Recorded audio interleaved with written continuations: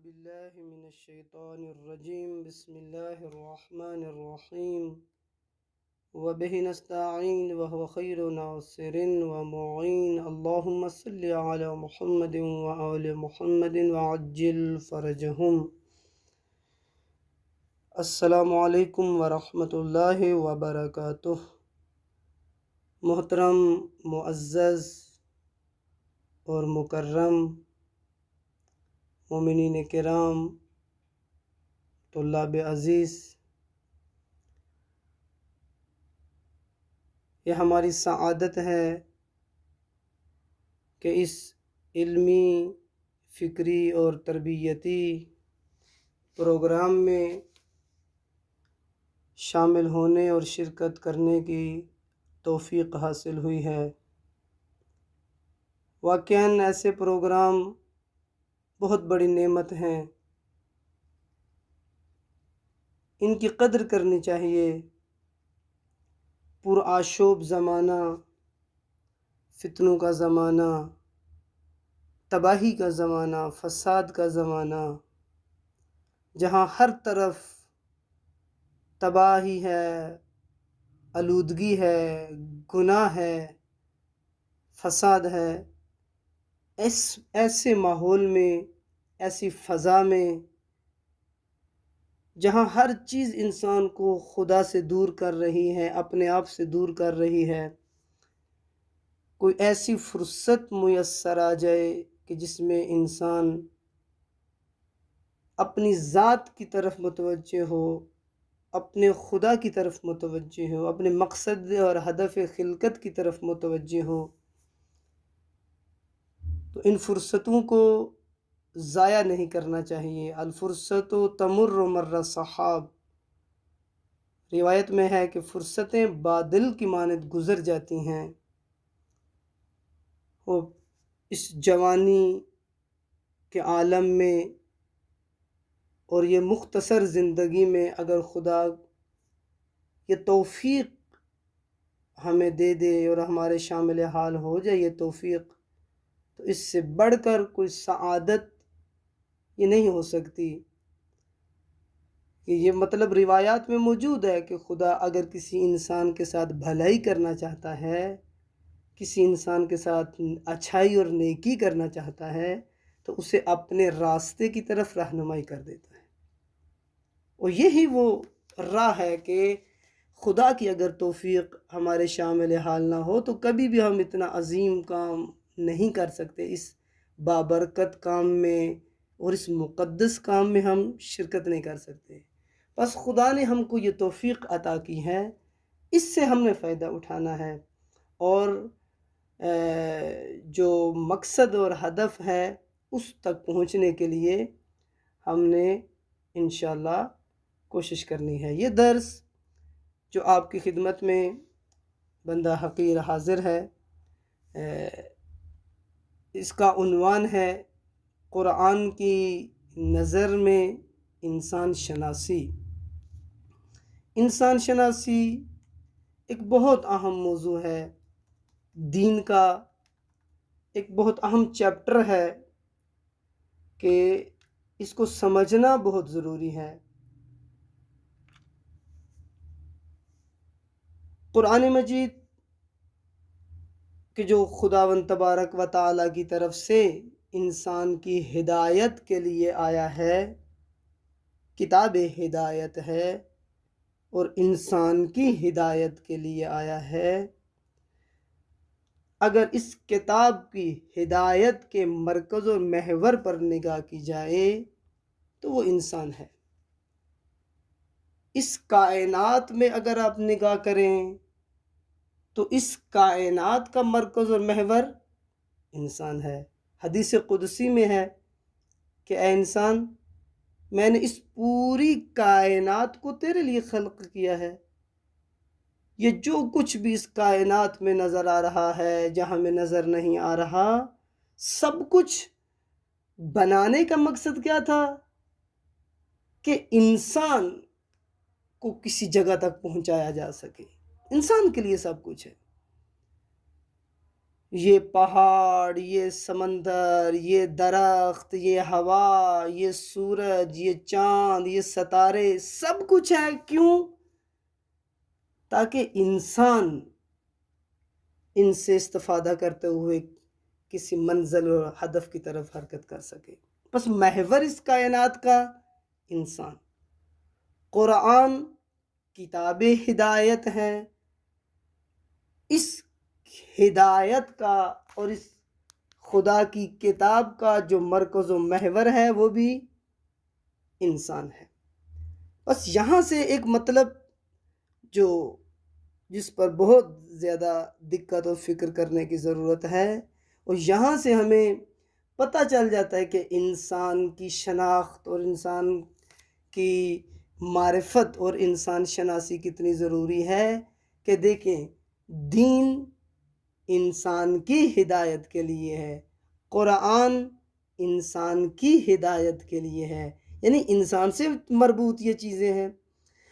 اس وقت تک دین اور قرآن کی صحیح انسان کو شناخت اور معرفت نہیں ہوگی جب تک پہلے قدم پر خود انسان کی معرفت نہ ہو جائے۔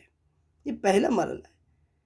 انسان اگر اپنے آپ کو پہچان لے، اپنی ذات کو پہچان لے، اپنی حقیقت کو سمجھ جائے، تو پھر دین کو سمجھنا اس کے لیے بہت آسان ہو جائے گا۔ بس پہلا نقطہ یہاں پر جو ہے وہ اساسی اور بنیادی نقطہ جو ہے وہ یہی ہے کہ دین کی معرفت، قرآن کی معرفت، معارف الہی کی معرفت موقوف ہے کس چیز پر؟ کہ آئے پہلے مرحلے میں انسان کی معرفت انسان کو حاصل ہو جائے۔ جس طریقے سے انسان کی معرفت ہوگی، اسی انسان کی معرفت کی بنیاد پر دوسری چیزیں استوار ہو جائیں گی۔ قرآن نے ایک کام جو بہت ہی اہمیت کے ساتھ انجام دیا ہے، اور بہت ہی تاکید کے ساتھ اور بار بار اپنے اندر مختلف جگہوں پر آ کر جس موضوع کو بیان کیا ہے، وہ یہی انسان شناسی کا موضوع ہے، اور یہ بہت اہم چیپٹر ہے۔ قرآن کی نگاہ میں انسان کو سمجھنا، اس پہ بزرگان کی بہت خوبصورت کتابیں موجود ہیں۔ خود ایک قرآن کی تلاوت ہی ہم کر لیں اگر، اور قرآن کی آیات پہ تدبر کریں، غور کر لیں، تو یہاں سے ہی ہمیں پتہ چل جاتا ہے کہ قرآن کی نگاہ میں انسان کتنا عظیم موجود ہے۔ بس کیوں کہا جا رہا ہے کہ انسان کی معرفت ہو، انسان شناسی ہو، انسان اپنی معرفت حاصل کرے، انسان اپنے آپ سے آگاہ ہو، اپنی حقیقت سے، اپنی ذات سے، اپنے وجود کے اندر موجود مختلف ابعاد کی نسبت انسان معرفت رکھتا ہو۔ اس کی وجہ یہ ہے کہ یہ جو انسان شناسی ہے، اسی انسان شناسی کی بنیاد پر انسان کے دین کی عمارت بھی کھڑی ہوگی۔ انسان کا تفکر، انسان کی طرف نگاہ، انسانی معاشرے کی طرف نگاہ، انسانی تہذیب کی طرف نگاہ، وہ اسی انسان شناسی سے ہی سب کچھ نکلتا ہے۔ آج آپ دیکھیں غربی معاشرے میں اور مغربی معاشرے میں جو آپ کو کلچر نظر آ رہا ہے، جو آپ کو علوم نظر آ رہے ہیں، جو آپ کو تہذیب نظر آ رہی ہے، یہ اسی انسان شناسی کا نتیجہ ہے۔ ان کی نگاہ میں جو بھی انسان سامنے آیا ہے، انہوں نے جو انسان کی تصویر دیکھی ہے، جو کچھ انسان سے سمجھا ہے، اسی بنیاد پر انہوں نے آ کے اپنے علوم کو بھی بنایا ہے۔ اس لیے کیونکہ انہوں نے انسان کو ایک نگاہ سے دیکھا ہے، فقط مادی نگاہ سے انسان کو دیکھا ہے، فقط اسی جسمانی پہلو کی طرف نگاہ کی ہے، لہٰذا آپ دیکھیں آپ ان کے علوم جتنے بھی ہیں وہ اسی مادیت کے محور میں گھوم رہے ہیں، اسی انسان کے جسمانی پہلو کے محور میں ہیں، اسی دنیا کے محور میں ہیں۔ آپ ان کے فلسفے کو دیکھیں، اسی مادی پہلو کے علاوہ کچھ بھی اس میں نظر نہیں آئے گا۔ آپ آ جائیں، ان کی تہذیب میں آ جائیں، ان کی ثقافت میں آ جائیں، ان کے کلچر میں آ جائیں، ان کی سوچ میں آ جائیں، ان کی فکر میں آ جائیں، تو اسی مادی دنیا کے زندان کے اندر محصور ہے۔ جیسے وہ انسان کو اسی دنیا کے زندان اور دنیا کی جیل میں بند کر دیتے ہیں، اسی طریقے سے ان کی سوچ اور فکر بھی یہاں تک ہی محدود ہے۔ لیکن اگر آپ انسان کو قرآن کی نگاہ سے دیکھیں تو قرآن کی نگاہ سے میں انسان ایک لامحدود موجود کا نام ہے۔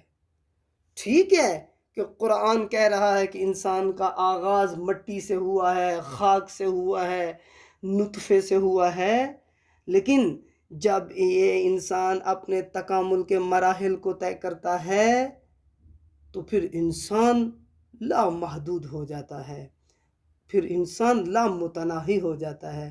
امیر المومنین ارشاد فرماتے ہیں، اسی پہلو کی طرف اشارہ کرتے ہیں، اسی انسان کے اس وسیع پہلو کی طرف، انسان کی وسعت کو بیان کرتے ہیں کہ انسان کوئی ایسا موجود نہیں ہے کہ جو اس دنیا کی چار دیواری میں بند ہو کے رہ جائے۔ اتزعم انک جرم صغیر وفیک انت والعالم الاکبر۔ انسان تو ایک گمان کرتا ہے کہ تو ایک معمولی سا موجود ہے، جبکہ تیرے اندر ایک عالم چھپا ہوا ہے، تو اپنے اندر بہت کچھ رکھتا ہے۔ اس لیے انبیاء کی بعثت کا جو مقصد اور ہدف بھی بیان کیا گیا ہے وہ بھی یہی ہے کہ انبیاء آئے ہیں وَيُسِيرُ لَهُمْ دَفَائِنَ الْعُقُولِ، وہ جو خزانے انسان کے اندر چھپے ہوئے ہیں انسان کو آ کر اس سے آشنا کروائیں، وہ انسان کی قوتیں، وہ صلاحیتیں، وہ استعدادیں جو اندر چھپی ہوئی ہیں اس انسان کے، آ کر انسان کو ان کی طرف متوجہ کریں، ان کو بالفعل کریں، اور ان استعدادوں کی بنیاد پر انسان اپنے مقصد اور ہدف خلقت کی طرف سفر کرے۔ خوب، یہاں پر ایک سوال بیان کرنا بہت ضروری ہے تاکہ جو ہے وہ اس موضوع کی اہمیت اور بڑھ جائے اور ہماری نگاہ میں اس موضوع کو سمجھنے کے لیے اور اس کے بارے میں تحقیق کرنے اور اس کو اہمیت دینے کے لیے بہت ضروری ہے کہ اس پہلو پہ نگاہ کریں کہ ہم یہ جو جس موضوع کے بارے میں ابھی گفتگو کرنا چاہ رہے ہیں انسان شناسی، تو انسان شناسی سے مراد کیا ہے؟ ایک انسان شناسی ہے جو آج یہ جو غربیوں نے علوم ہمارے سامنے پیش کیے ہیں اس کے ذریعے سے انسان شناسی، یعنی ایک انسان شناسی ہے کہ انسان کے اسی جسم کے بارے میں تحقیقات کی جائیں اور اس انسان کے جسم میں کیا کچھ پایا جاتا ہے، جسم کے اندر جو ہے وہ کیا ہے، اس کے کیا کچھ موجود ہے، ایک ایک عضو کو اندر سے جا کر جو ہے وہ اس کی تحقیق کی جائے۔ آنکھ ہے، انسان کا دماغ ہے، انسان کا دل ہے، اور انسان کے وجود کے اندر جو مختلف چیزیں، جسم کے اندر جو مختلف چیزیں موجود ہیں۔ لیکن یہاں پر جو ہم قرآن کی نگاہ سے انسان شناسی کی بات کر رہے ہیں تو یہاں پر جو مراد ہے یعنی وہ حقیقت انسان کو ہم تلاش کرنا چاہتے ہیں، اس کی طرف ہم بڑھنا چاہتے ہیں، کیونکہ انسان اپنے اندر جو مختلف ابعاد رکھتا ہے تو اس اعتبار سے انسان کو پہچاننا چاہتے ہیں۔ لہٰذا یہاں پر جو انسان شناسی سے ہماری مراد ہے، وہ ہمارا مقصود ہے، وہ یہ چند ایک سوال ہیں کہ جن کا جواب دینا یہاں پہ بہت ضروری ہے۔ وہ کیا ہے کہ انسان کے اندر یہ جو سوال پیدا ہوتے ہیں انسان کو سمجھنے کے لیے، انسان کو اپنی آگاہی حاصل کرنے کے لیے، انسان شناسی کے لیے، وہ یہ ہیں کہ جس کو امیر المومنین علیہ الصلاۃ والسلام نے بھی اپنے فرمان ذیشان میں بیان کیا ہے، رحم اللہ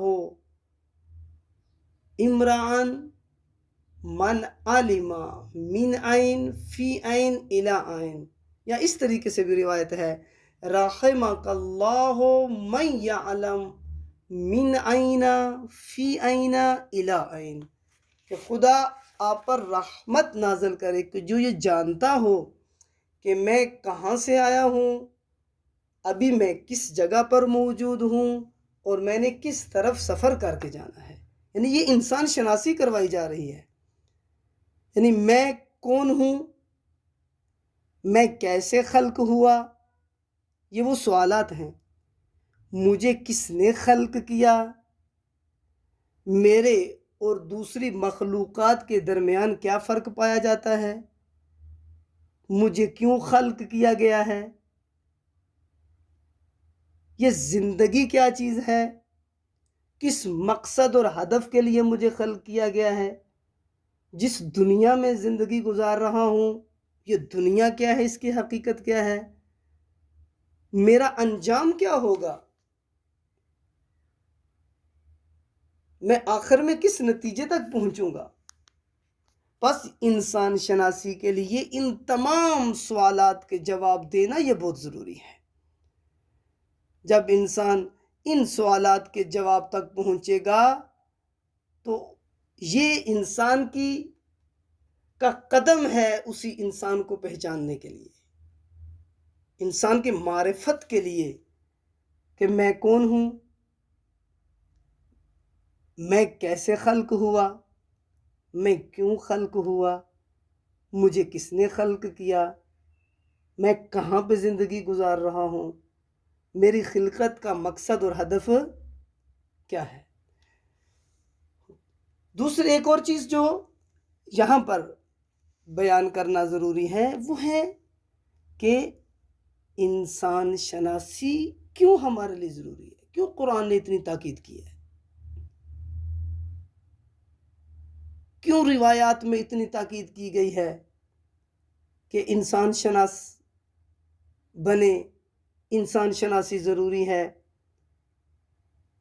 حتیٰ جہاں تک روایات میں ہے، امیر المومنین سے یہ روایت ہے، خود پیغمبر اکرم صلی اللہ علیہ وآلہ وسلم سے بھی یہ روایت ہے، من عرف نفسہ فقد عرف ربہ، جس نے اپنے نفس کی معرفت حاصل کر لی اس نے اپنے خدا کی معرفت حاصل کر لی۔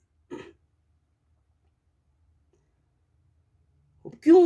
اس لیے کہ یہ انسان کی معرفت اس لیے ضروری ہے کہ ہر چیز سے یہ قیمتی تر چیز ہے۔ اگر کوئی انسان ہر چیز کی معرفت رکھتا ہو، ہر چیز کو جانتا ہو، ہر چیز سے آگاہی رکھتا ہو، لیکن وہ انسان کی نسبت اگر معرفت نہیں رکھتا، یہ نقصان میں ہے۔ اور اس کے برعکس ایک انسان ہے جو کچھ بھی نہیں دوسری چیزوں کے بارے میں جانتا لیکن انسان کی معرفت رکھتا ہے، انسان کی حقیقت کو جانتا ہے۔ یہ جو سوالات آپ کے سامنے بیان کیے ہیں ان سوالوں کے جواب جانتا ہے، اس کی معرفت ہے، اس کو اس انسان نے کوئی نقصان نہیں کیا، کیونکہ جس چیز کو پانا چاہیے تھا وہ اس تک پہنچ گیا، جس مقصد کے لیے اس کو اس زمین پہ بھیجا گیا تھا وہ اس تک آ گیا۔ انسان اپنے نفس کی معرفت حاصل کر، من عرف نفسہ فقد عرف ربہ، اور جو انسان کی معرفت حاصل کر لیتا ہے، جو اپنے نفس کی معرفت حاصل کر لیتا ہے، پھر وہ اپنے رب تک بھی پہنچ جاتا ہے۔ اور اسی مطلب کو برعکس طریقے سے قرآن نے بھی بیان کیا ہے، ایک اور روش کے ساتھ آ کر، جس کو علمی اصطلاح میں عکس نقیض بھی کہا جاتا ہے۔ وَلَا تَكُونُوا كَالَّذِينَ نسوا اللہ فانساہم انفسہم۔ قرآن کہتا ہے ان لوگوں کی طرح نہ ہو جاؤ کہ جنہوں نے کیا کیا، اپنے خدا کو فراموش کر دیا۔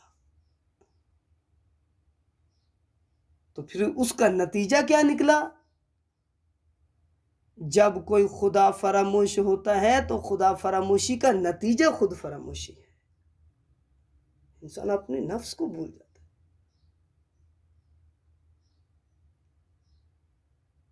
اپنی ذات کو کی نسبت غافل ہو جاتا ہے، اپنے وجود کی نسبت غافل ہو جاتا ہے، اپنی حقیقت کی نسبت نہ غافل ہو جاتا ہے، بھول جاتا ہے کہ میرا کوئی خالق بھی ہے، میرا کوئی مالک بھی ہے، میرا کوئی رازق بھی ہے، مجھے کسی نے خلق کیا ہے، کسی مقصد کے تحت خلق کیا ہے، کسی ہدف کے تحت خلق کیا ہے۔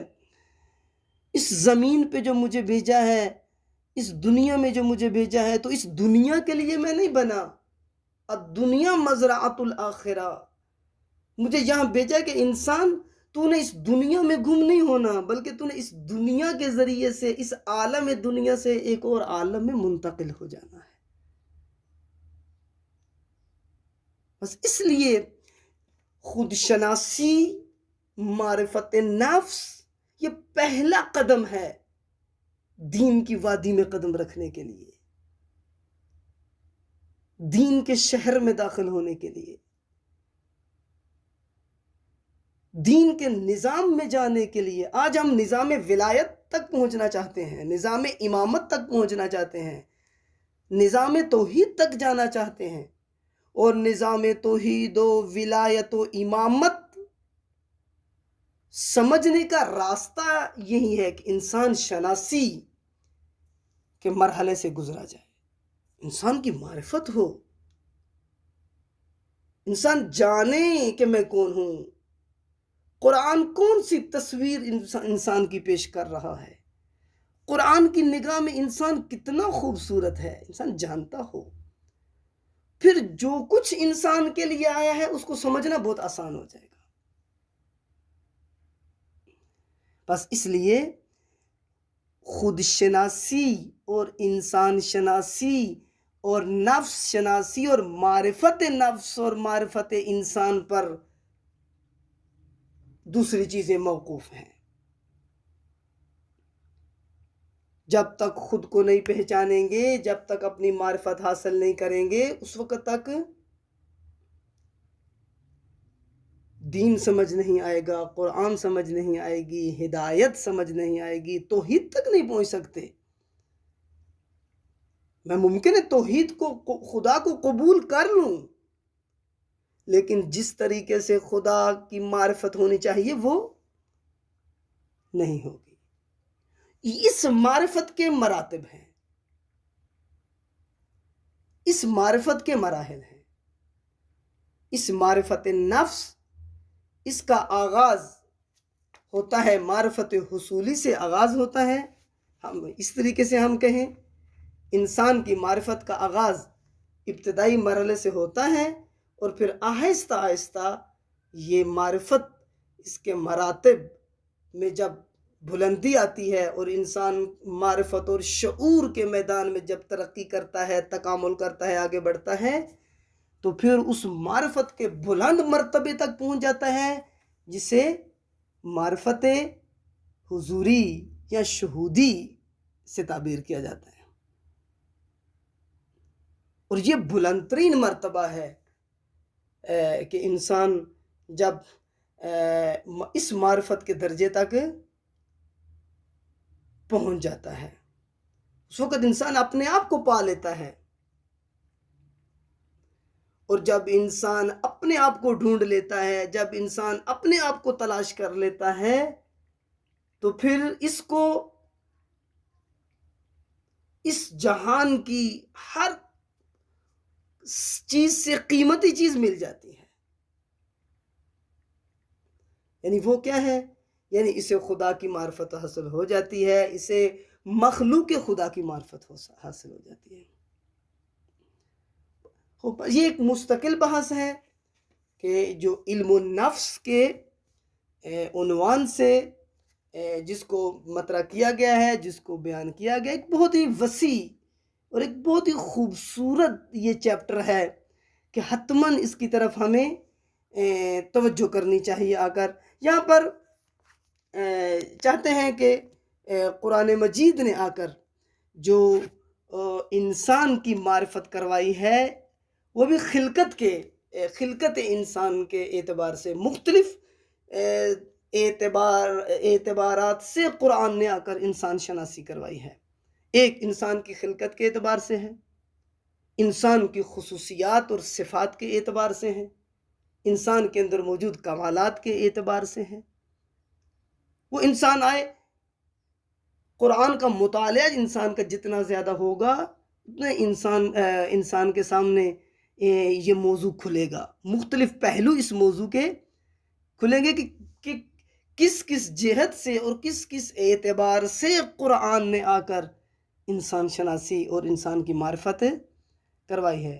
قرآن نے آ کر انسان کی جو خلقت کے مراحل کو بیان کیا ہے انسان شناسی کے لیے، کیا کہ اے انسان اپنے آپ کو دیکھ، تیرا آغاز مٹی سے ہوا، اسی خاک سے ہوا۔ آج تو اس زمین پہ تکبر کا شکار ہے، غرور کا شکار ہے، تیرے پاؤں آج زمین پہ نہیں لگتے، تو کسی کو انسان نہیں سمجھتا۔ لیکن ذرا ایک دفعہ اپنی حقیقت کی طرف نگاہ کر، تیرا آغاز کہاں سے ہوا؟ وَلَقَدْ خَلَقْنَا الْإِنسَانَ مِنْ صُلَالَةٍ مِنْ طِينٍ، اے انسان تجھے مٹی سے ہم نے خلق کیا۔ سورہ صاد میں کیا ہے؟ اِذْ قَالَ رَبُّكَ لِلْمَلَائِكَةِ إِنِّي خَالِقٌ بَشَرًا مِنْ طِينٍ، جب آپ کے پروردگار نے ملائکہ سے کہا کہ میں انی خالقٌ بشرًا، یعنی میں بشر کو خلق کرنے والا ہوں، کس سے؟ مٹی سے، یعنی مٹی سے۔ اور اس سے پہلے انسان کیا ہے؟ کچھ بھی نہیں تھا۔ لم یکن شیئا مذکورا، یہ انسان تو اصلاً کوئی چیز نہیں تھا ان مراحل سے پہلے، تیرا کہیں نام نہیں تھا، تو شے مذکور نہیں تھا، تو معدوم تھا جس کو خدا نے شے بنایا، اور وہ بھی مٹی سے تجھے خدا نے وجود عطا کیا۔ بس طین سے اور مٹی سے انسان کی خلقت کا آغاز ہو رہا ہے۔ جب انسان کو خدا نے جو ہے وہ کیا ہے خلق کرنا شروع کیا تو کیا ہے، پہلے آپ دیکھیں اس مٹی کے مراحل کو ذکر کیا گیا ہے کہ طین مٹی کو کہا جاتا ہے، خاک کو کہا جاتا ہے، زمین کو کہا جاتا ہے۔ کہا کہ وہ بھی ہر مٹی نہیں، بلکہ کون سی مٹی ہے یہاں پر مراد؟ وہ مٹی کی جو کیا ہے سلالہ ہے، یعنی وہ خاک ہے کہ جو ایک خاص طرح کی مٹی ہے، خاص طریقے سے اس کو گوندا گیا ہے اور اس کو بنایا گیا ہے، اور اس کا نچوڑ جو طین کا ہے وہ سلالہ کی صورت میں۔ جیسے آپ دیکھیں کارخانوں کے اندر مختلف چیزیں بنتی ہیں، آپ ایک ابتدائی مواد لیتے ہیں، کسی کارخانے میں بھی چلے جائیں جہاں پر کوئی چیز بن رہی ہے تو 2 4 5 7 مراحل سے گزرنے کے بعد ایک چیز اپنی ایک نہائی شکل میں سامنے آتی ہے۔ وہ انسان کو بھی خدا نے اسی طریقے سے بیان کیا کہ انسان مٹی میں تھا، پھر سلالہ میں تجھے تبدیل کیا۔ سلالہ یعنی وہی اس کا ایک نچوڑ ہے۔ جیسے آپ دیکھیں کہ یہی جو بیج آپ زمین میں بوتے ہیں، مثلا گندم کا دانہ زمین میں بوتے ہیں، یہ مٹی ہے کہ جو کیا ہے ایک اس کو تیار کر رہی ہے، آمادہ ہے، اور زمین کے جو ہے وہ اندر سے اس کا ایک نتیجہ اور نچوڑ جو ہے وہ سامنے آتا ہے، اور پھر وہ انسان کے وجود میں منتقل ہو جاتا ہے۔ بس ان تین سے انسان سلالہ میں تبدیل ہوا۔ اس کو اس طریقے سے قرآن نے بیان کیا ہے، جب سلالہ میں آیا تو سلالہ سے پھر نطفہ میں بدلا، نطفہ کو آ کر پھر اس رحم میں قرار مکین میں خدا نے قرار دیا۔ ذرا سورہ مومنون کی ان آیات کی طرف آپ توجہ کریں۔ بسم اللہ الرحمن الرحیم وَلَقَدْ خَلَقْنَا الْإِنسَانَ مِنْ صُلَالَةٍ مِنْ طِينٍ، اے انسان ہم نے خلق کیا ہے تجھے اس سلالہ تین سے، اس خاص طرح کی مٹی سے۔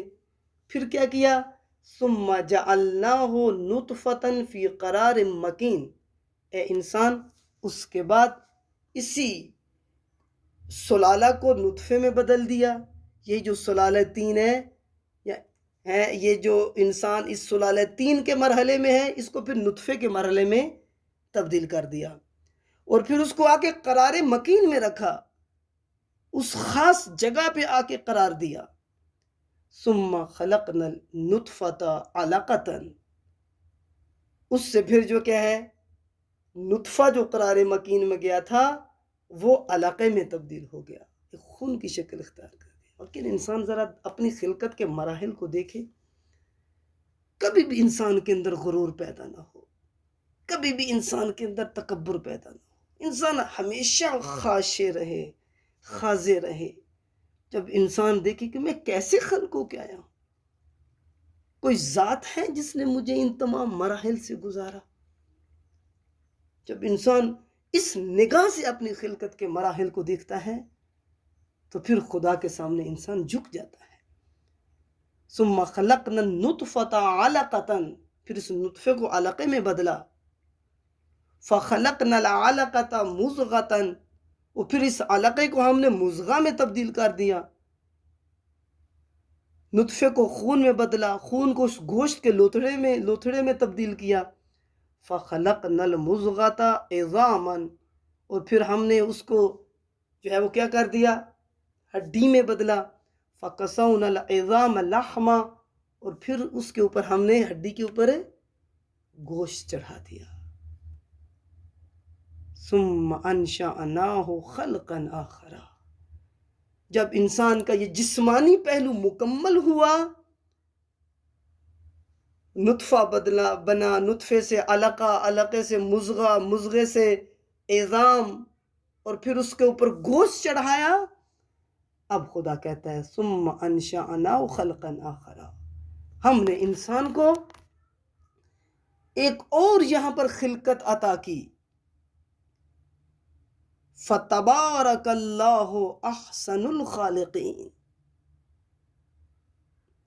یہاں پر خدا اپنی اس خلقت کو احسن خلقت، اور اپنے آپ کو کہتا ہے احسن الخالقین، کیونکہ یہ احسن خلقت اس نے ایجاد کی ہے، اس کی احسن خلقت ہے انسان۔